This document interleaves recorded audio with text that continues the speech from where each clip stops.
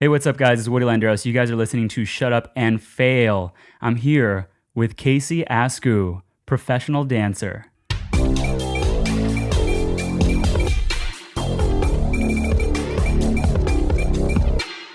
All right, cool. How's it going, man? Good. How are you? Good. So go ahead and tell everybody who you are. Okay, so my name is Casey Askew. I'm 23 years old, originally from Seattle, Washington, and I am a professional dancer. Nice. So what does that title entail? Like, what do you do, like, on a regular day basis? So, being a professional dancer, there's a lot of um, time downtime because you're not always working. So I take a lot of class and go to the gym a lot, really work on my body. And then when there are those jobs, I audition and then hopefully get them. And then sometimes they last 2 days, sometimes they last a year. So you never really know. It's pretty all over the place, which is fun.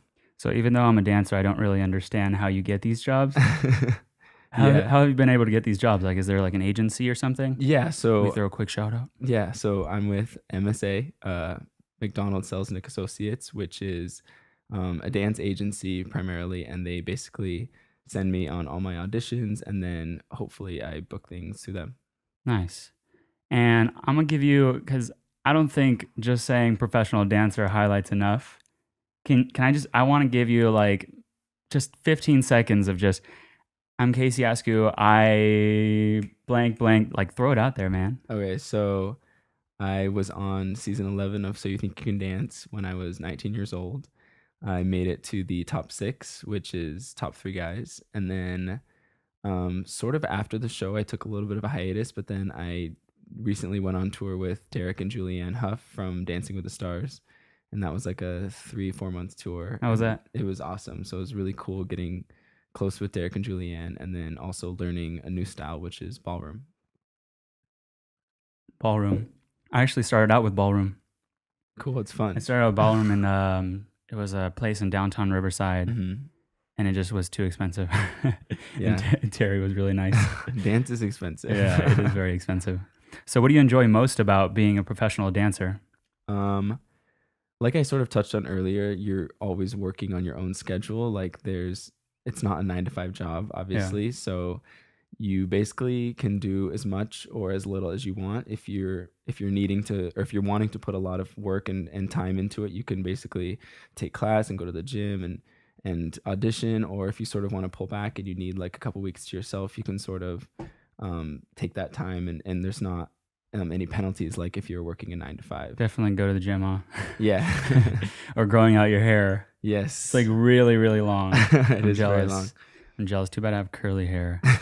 So, what are you most known for? Like, I know you said you did ballroom, but So what's your favorite? yeah, style so of I dance? I grew up training at a studio. Excuse me.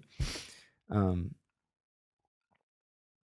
I grew up training at a studio and basically just learned all the different styles like jazz, lyrical, ballet. We didn't have contemporary back then, but now I would consider myself mostly a contemporary dancer because I am very technically trained.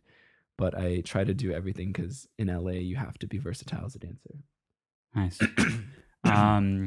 Let's go back to the So You Think, Yeah. because this is Shut Up and Fail. Yeah. So I'm sure the entire experience was not a success story. Yes. So, the whole time I was on the show, I sort of felt like a failure because um, they push you so hard and it's something that you don't really see on camera because all you see is like the finished product on the TV show, which is 2 hours every week.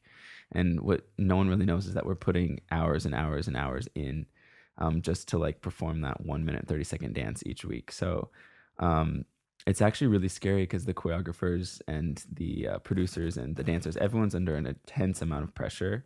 And I feel like all that pressure gets put on the contestants.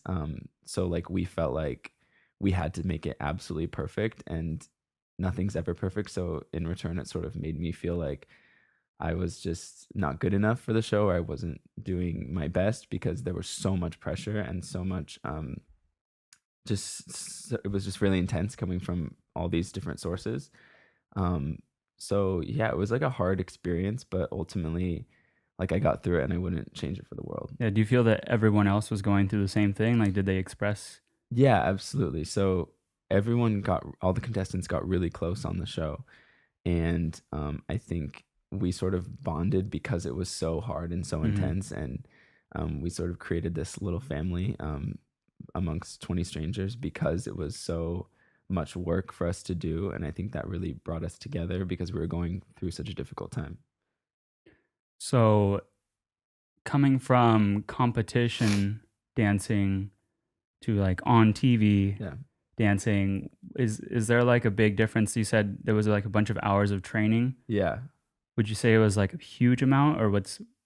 I would say, competition dance, I think there's really nothing that's harder than competition dance, because it's I don't know, growing up, you put so many hours into your routines and you have to take classes on top of that, and you're in a studio, so it's all pretty much regulated. Yeah. Whereas once you enter the professional world, there's no one telling you like in order to book this job you have to take 5 classes a week, Yeah. so I think studio stuff is some of the hardest stuff you'll do as a dancer because it is so rigorous, and I think that ultimately prepares you um, for your professional job, because if you do have a good work ethic and if you do have a good studio, you will take those classes. But um, I'd say it's similar, but I definitely think growing up in a rigorous competition studio is um, almost harder than dancing professionally because they do require so much more commitment than Mhm. just working a one-off dance job. Yeah. And, so when you were dancing for you so you think, and these things were coming, across your head and also with the other competitors, how did you handle that? Like Like, like what did you do to handle that? Like, did you talk to people or did you just like get frustrated? Because I know yeah, like for myself, I'll start cleaning or something, or I'll yeah, start doing yeah, some random thing or yeah. organizing things. Well, I don't know. I can't say for everyone on the show, but for me personally, I had a couple like really close friends that were on the show with me, and like that they were able to really like we grounded each other. I felt like through the whole experience, and I don't think I would have been able to like get through the entire show like completely sane if I didn't have those like people who understood what I was going through Mhm. and sort of brought me back down when I was freaking out over Yeah. something. Yeah, definitely like expressing those failures or those feelings with other people, like it just makes everything like a lot better. Cuz Yeah, I feel like when I was training with you and just playing dancing, yeah. I was looking at Ram. I don't know if you remember Ram, Yeah, absolutely. but I felt like I wasn't going to make it starting out, and I was Mhm. looking at you and I felt like I was just going to fail and Yeah, everybody was staring at me. yeah, But then after talking to Ram, he was like, "Dude, just don't think about it. yeah, Just keep on dancing. yeah, Just and keep on going. It's okay to feel like that." absolutely. I think the second we start comparing ourselves to other dancers or other people in general, like that's when we really do feel like we're failing because like when I was on the show, there was obviously dancers who were like way better than I was. Um, and there were moments when I sort of compared myself because obviously like you're on a competition show, you're naturally going to compare yourself to the competition, so to Yeah. say. Um, and then I would think like, wow, these people are so much better than me. Like I'm not even a good dancer. But I was a good dancer. It's just when you compare yourself to other people, then that's when you sort of feel like, oh, I'm not measuring up to that person or that person. But the thing Mhm. is like they're just different. They're different dancers than you. And Yeah. I learned that there was thousands of people out there that appreciated what I did and how I moved and how I danced. So that's sort of like a big thing is that like the fans just sort of made me feel like accepted as a dancer because I was comparing myself to people who I thought were better than me, but I realized that there were so many people out there that loved what I did and loved me. So that was pretty cool. Yeah. I feel like at the same time, you grow so much from comparing yourself in a healthy way. Yeah. Because I always compared myself with you Mhm. and I was always behind you in dances and I Mhm. always like wanted to be on the side of you. Yeah. And like I feel like if I didn't have you, then I wouldn't become the dancer that I am today because I let all my frustrations turn into like breakthroughs. Hmm. See, that's good because I'm not necessarily like that. Like when I start comparing myself to other people, it sort of makes me shut down because I just think like, wow, there's no hope.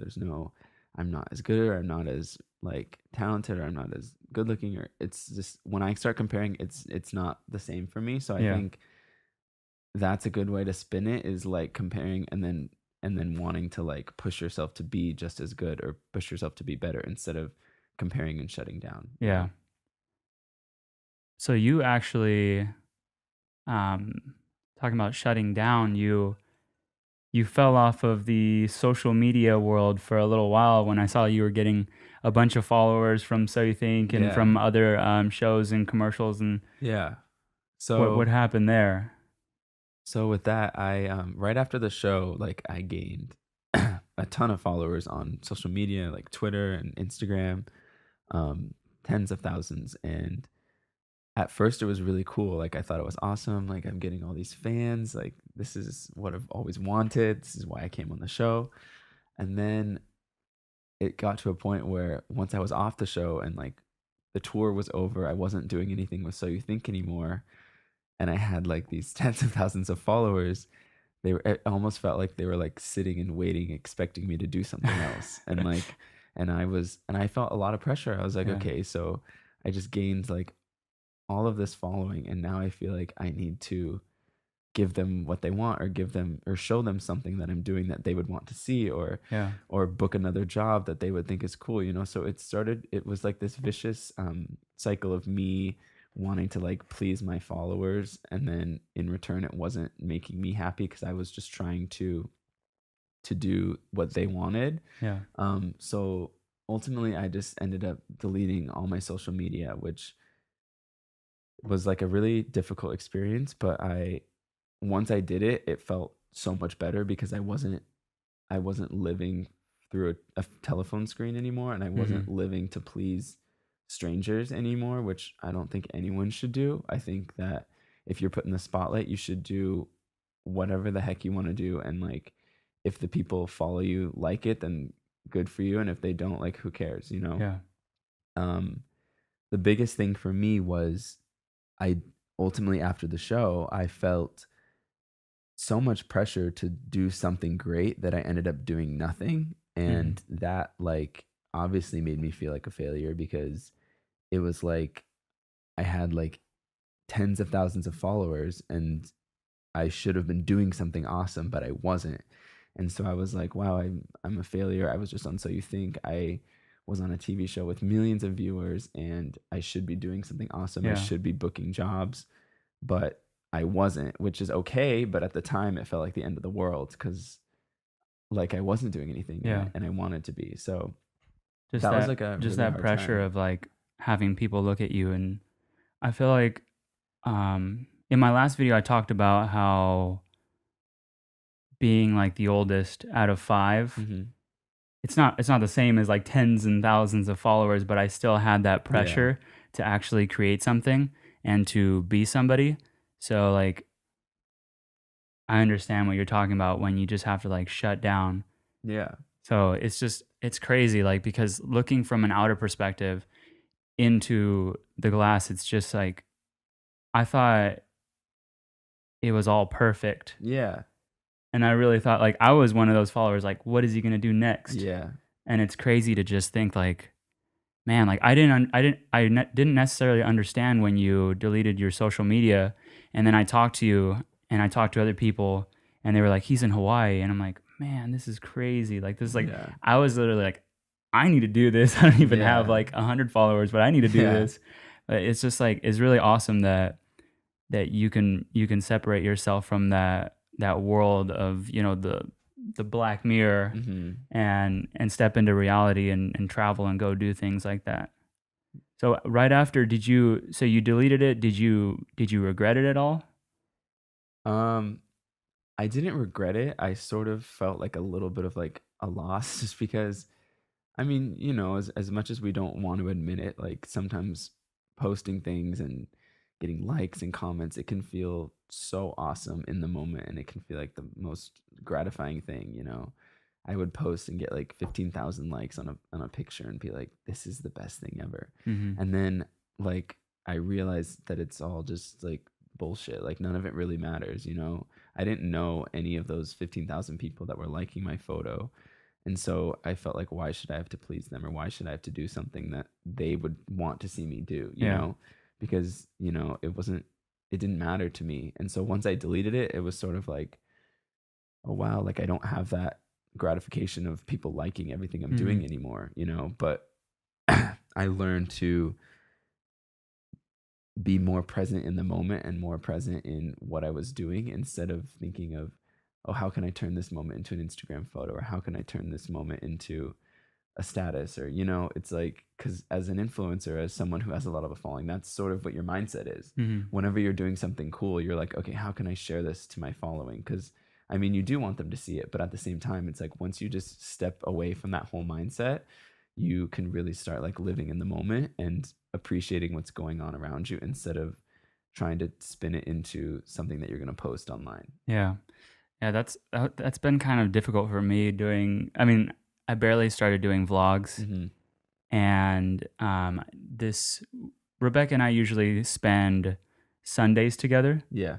and I'm always there with the vlog camera now, Hmm. and she's like, "Just put it down. Yeah. It's okay." So we spend like the entire Sunday just like, without phones, without anything, go to the beach or go somewhere, and Yeah. it's almost like you can actually hear the world and not what Yeah, you feel that absolutely. the world wants to hear.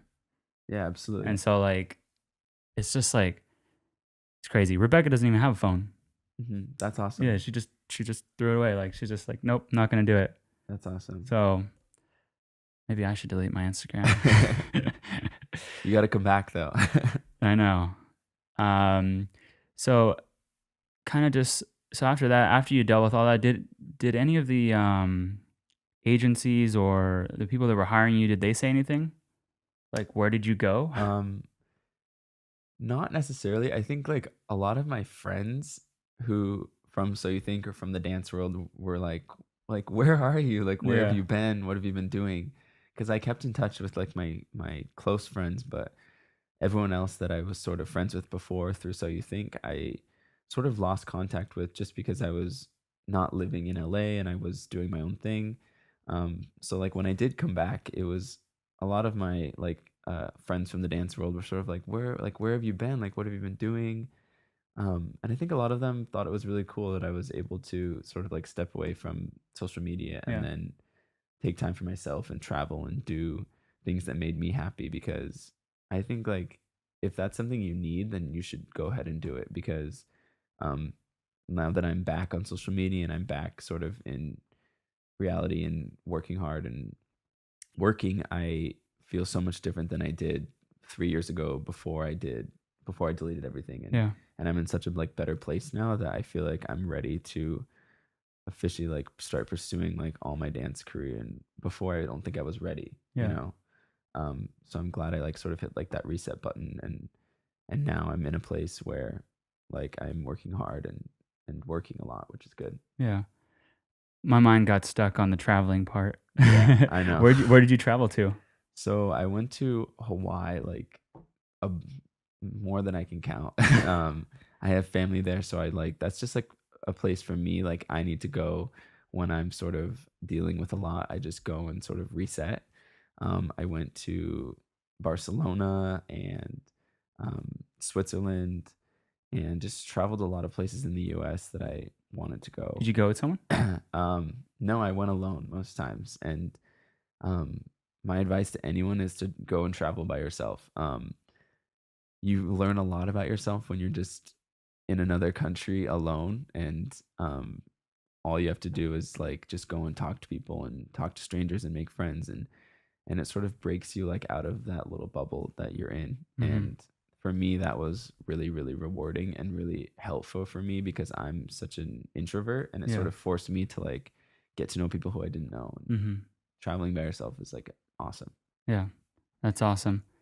So, just going back to when you were first starting out, what type of advice would you I mean, what type of advice would you give yourself, like starting when you were first starting out in this career? Like just going into dance before even So You Think. Like I want to make sure that Yeah. like if you're a dancer and you're listening to this, Mhm. you get this advice. Yeah, so my biggest thing that I always try to tell young dancers, because I do teach a lot, um, is that, like, sort of what we said before about comparing yourself to others, like, that will end you as a dancer, um, especially today because there's so many like, kids today are better than the adults, and I feel like it's really hard to be growing up in the dance world right now just because Hmm. everyone is so talented, but that's the thing is everyone is so talented in their own way. And when you start comparing yourself to the girl next to you or the boy next to you, then that is sort of really when you start to feel like you're a failure, Yeah. and that really discourages a lot of people. Um, I think like what you said before, like sort of comparing and then making that push you a little bit, um, is a good thing. But I think ultimately, if we compare too much and we start to think like, oh, my legs aren't as high as that other girl, or my turns aren't as good Yeah. as that person, then that's when it sort of discourages, especially young dancers, because they're so impressionable and they're so easily influenced. I Hmm. think that if you do start making those comparisons, then ultimately it will end you. And I Yeah. think just focus on you. Each dance is unique and it's different for every person. And just because you move one way doesn't mean you should have to move like the person next to you. Yeah. I think the best dancers are the ones who just have their own, just dance to the beat of their own drum. They do their own thing and not necessarily have the best technique or the best lines. Or I think ultimately just stop the comparisons, and because dance is art, and art, there's no rules for it. Yeah. Yeah. Definitely not comparing yourself to another individual, but maybe, I guess what I was trying to say is comparing yourself in like in a position or in a place in life. Like Hmm. I want to be successful.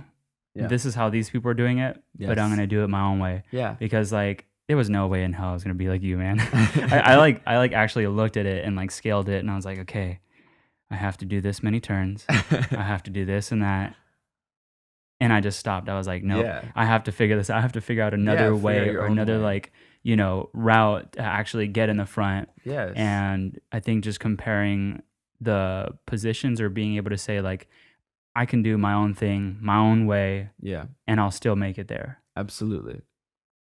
So I'm going to ask you a hard question I ask on every single podcast, Go for and everybody's been saying the same thing. it. So, what advice would you give me as I continue producing work for Woody's Journey and Shut Up and Fail and like the things that I'm doing?